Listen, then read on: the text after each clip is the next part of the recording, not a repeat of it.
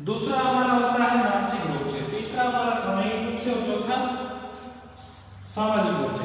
मानसिक रूप से मैंने बताया कि कुछ एक ऐसे विचार होते हैं जो किसी के साथ साझा नहीं कर सकते, और जब हम उन विचारों को किसी के साथ साझा नहीं कर सकते साथियों, तो हमारे सामने एक सबसे बड़ी समस्या होती है कि हम द्वंद्व का शिकार हो जाते हैं। किसका शिकार हो जाते हैं? द्वंद्व का शिकार हो जाते हैं। ये द्वंद्व एक सामाजिक मनोरचना कहलाती है, मनोसामाजिक रचना कहलाती है। अब इस समय मानसिक रूप से जो परेशान होता है वो अपने विचारों को किसी दूसरे के साथ ना तो साझा करता है, ना उनको बता पाता है कि किस प्रकार की पीड़ा है, किस प्रकार का दुख है, चाहे वो सुख है चाहे वो दुख है। अब जो प्राणी किसी के साथ साझा नहीं कर पाता साथियों, तो आप यकीनन ये बात मान के चलिए कि वो किसी न किसी मानसिक रूप से परेशान है। तो यहाँ पे दूसरा जो कुसमायोजन का जो स्वरूप रहेगा वो मानसिक रूप से रहेगा, पहला जो स्वरूप रहेगा वो शारीरिक रूप से रहेगा। शारीरिक रूप से कुसमायोजित होने का मतलब कि यहाँ शरीर से किसी पीड़ा से है, शारीरिक पीड़ा से है, कि किसी प्रकार के कोई द्वंद्व में प्राणी फंसता है, किसी प्रकार की शरीर की पीड़ा में, किसी प्रकार मान के मैंने कहा कि आप कोई प्राणी ऐसा है जिसका एक्सीडेंट हो गया और वो शरीर से परेशान है। अगर आप किसी स्थिति में, ऐसी स्थिति में बैठे हो जहाँ पे बहुत खुशी का माहौल है लेकिन आपका सिर दर्द कर रहा है, तो आप अपने आप को कुसमायोजित महसूस करोगे। वहाँ आप अपने आप को समायोजित महसूस नहीं कर पा रहे। कारण ये साथियों, क्योंकि आपने जिस शोरूम में वहाँ पे रहे हैं, आप जिस स्थिति में वहाँ पे रहे हैं, अपने आप को कुसमायोजित महसूस ही ले गया, क्योंकि आप किस पीड़ा से ग्रसित थे, आप शरीर यानी शारीरिक क्रिया से ग्रसित थे। तो पहला मुख्यतः हम वैसे तो कई प्रकार होते हैं कुसमायोजित होने के प्राणी के, लेकिन ये जो प्रकार है वो शारीरिक रूप से।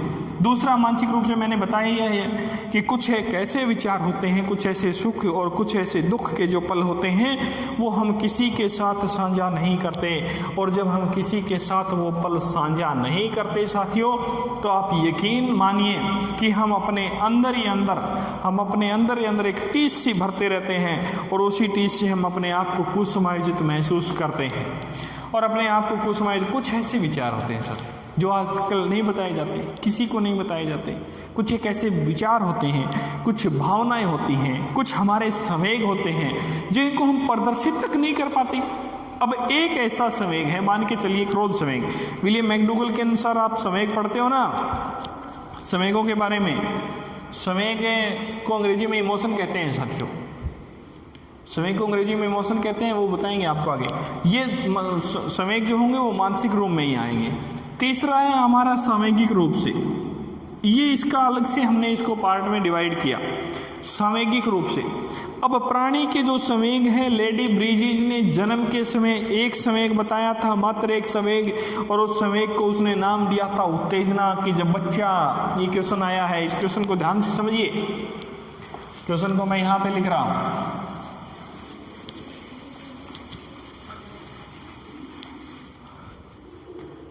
क्वेश्चन आसान होते हैं लेकिन सही तरीके से हम समझने की वजह से हम गलत कर बैठते हैं। कि जन्म के समय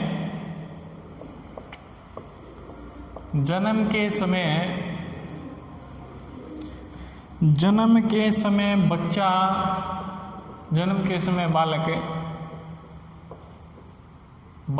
के रोने का कारण नहीं, ये नहीं था, सॉरी। जन्म के समय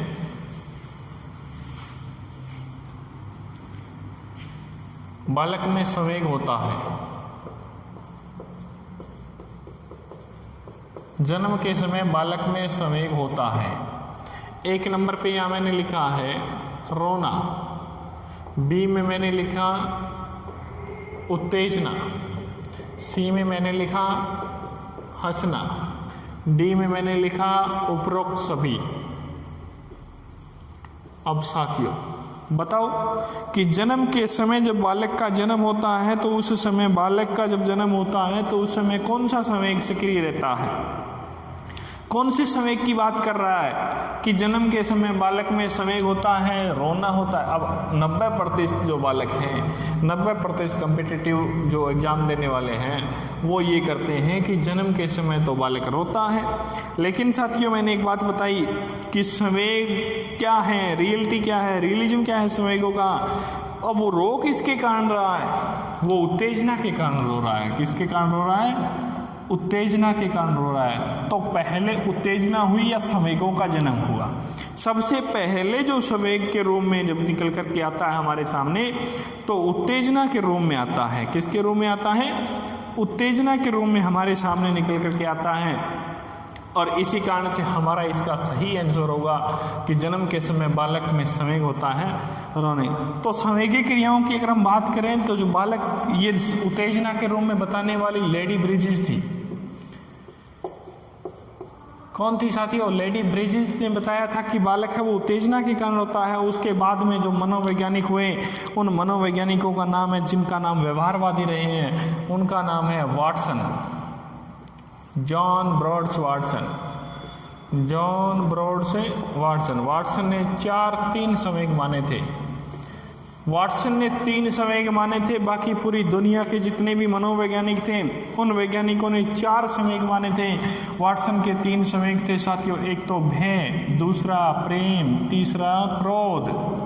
जबकि चौथा संवेग मानने वाले अन्य विद्वान जो थे, जिनका नाम और जितने भी विद्वान थे उनके बारे में कहा जाता है कि चौथा संवेग भी उन लोगों ने माना था। और उनका जो चौथा संवेग था उस संवेग का नाम था पीड़ा। अब हम ये कह सकते हैं, चलो हम पीड़ा को भी, अन्य विद्वानों की बात को भी हम साथ में ले लेते हैं, वाटसन की बात को भी हम साथ में ले लेते हैं। अगर वाटसन के अनुसार आए तो जन्म के समय बच्चे में कितने संवेग होते हैं? 3 होते हैं। अगर और किसी मनोवैज्ञानिक के इस बारे में आए, पूछा जाता है कि जन्म के समय संवेगों की संख्या कितनी होती है, तो कितनी होती है? 4 होती हैं साथियों। पीड़ा और जोड़ दिया गया। जबकि वाटसन ये बात नहीं मानता। वाटसन कहता है कि जन्म के समय बालक में पीड़ा नाम की कोई चीज़ नहीं होती, पीड़ा होती नहीं है बालक में। ये बात वाटसन कहता है। बाकी अन्य विद्वान इस बात को नहीं मानते हैं। तो ये और इसके ये जो संवेगिक रूप है, इन संवेगों की प्रक्रियाओं में आगे चलते चलते हम बात करें संवेगों के रूप में, तो विलियम मैकडूगल थे। कौन थे? William McDougall. William McDougall. William McDougall भी व्यवहारवादी थे साथियों। विलियम मैकडूगल की एक पुस्तक है जिसका नाम है the outline psychology. The outline psychology, इसको हिंदी में कहेंगे मनोविज्ञान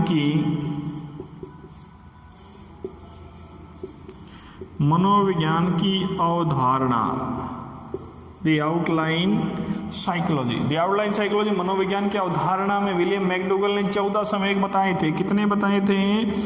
14 संवेग बताए थे साथियों। और इन 14 संवेगों से जुड़ी हुई 14 मूल प्रवृत्तियां थी। क्या थी? 14 संवेग थे और 14 ही क्या थी? मूल प्रवृत्तियां थी। प्रत्येक संवेग के साथ एक मूल प्रवृत्ति जुड़ी थी और उन्हीं मूल प्रवृत्तियों से, मूल प्रवृत्तियां होती हैं वो जन्मजात होती हैं। मूल प्रवृत्तियां दिखाई नहीं जाती। मूल प्रवृत्तियां हर एक जाति के जीवों में अलग अलग होती हैं। जैसे पशुओं को तैरना कोई नहीं सिखाता, पशु अपने आप तैरते हैं। कुत्तों को भौंकना कोई नहीं सिखाता, कुत्ते अपने आप भौंकते हैं। मछलियों को पानी में रहना कोई नहीं सिखाता, अपने आप रहती हैं। वो उनकी मूल प्रवृत्तियां होती हैं। कोयल को बोलना कोई नहीं सिखाता, लेकिन फिर भी बोलती हैं।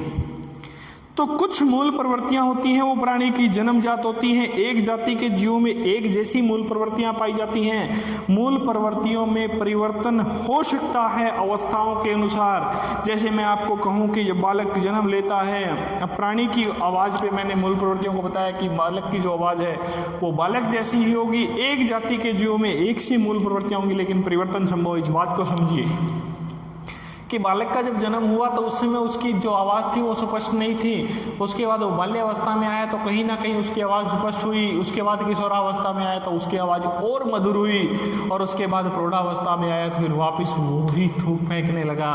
और जब उसी तरीके से वो फेंकने लगा, उसका मुंह खुला रहने लगा। बात को सही तरीके से स्पष्ट ढंग से वो प्रस्तुत नहीं कर सका। और जब नहीं कर सकता तो हम कहेंगे कि साथियों मूल प्रवृत्ति में क्या हो गया? परिवर्तन। अगला है हमारा सामाजिक रूप से।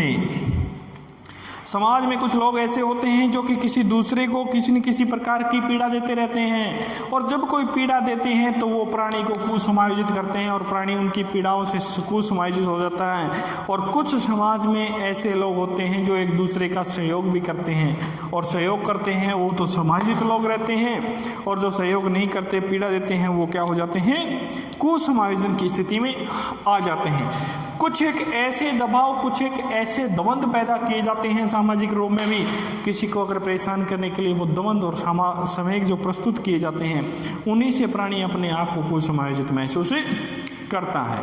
ये हमारा जो समायोजन का, और ये बात मैंने लास्ट में लिखी समायोजन और कुसमायोजन की, वो पहली परिभाषा तो थी वो समायोजन की थी, ये कुसमायोजन और समायोजन दोनों की है। देखिए कि यदि वातावरण में अपनी आवश्यकताओं के साथ तालमेल बैठाता है प्राणी, व्यक्ति जो है वो वातावरण के साथ, हमने अभी वर्तमान में जो पढ़ रहे हैं मनोविज्ञान व्यवहार का विज्ञान पढ़ रहे हैं, और वाटसन ने और वुडवर्थ, विलियम मैकडूगल, इन्होंने थॉर्नडाइक सारे व्यवहारवादी थे। व्यवहारवादियों ने कहा कि वातावरण किसके साथ जुड़ा रहता है, व्यवहार के साथ जुड़ा रहता है। तो हमारे जो क्या है कि व्यक्ति के वातावरण में अपनी आवश्यकताओं के साथ, उसकी आवश्यकताओं के साथ मैं जोड़ देता हूँ यहाँ एक शब्द और जिसका नाम इच्छाएं हैं, इन इच्छाओं और आवश्यकताओं के साथ तालमेल बैठा लेता है, यानी उसकी इच्छाएं और आवश्यकताएं पूरी हो जाती हैं, तो प्राणी समायोजित हो जाता है, और समायोजित होने के कारण वो समायोजन कहलाता है। और यदि समायोजन नहीं बैठा पाता तो प्राणी कुसमायोजन की स्थिति में आ जाता है, और वो उसका माल एडजस्टमेंट यानी कुसमायोजन कहलाता है। साथियों, ये था हमारा समायोजन का स्वरूप साथियों। इसके बाद में हम कल से शुरू करेंगे समायोजन की आगे की प्रक्रिया के बारे में। आशा और उम्मीद करेंगे कि समायोजन है आप लोगों को अच्छे तरीके से समझ में आया है।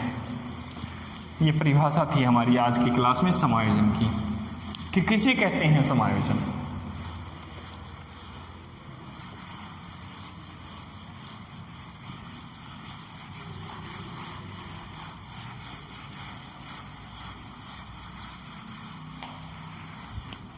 धन्यवाद साथियों, मिलते हैं अगली क्लास में।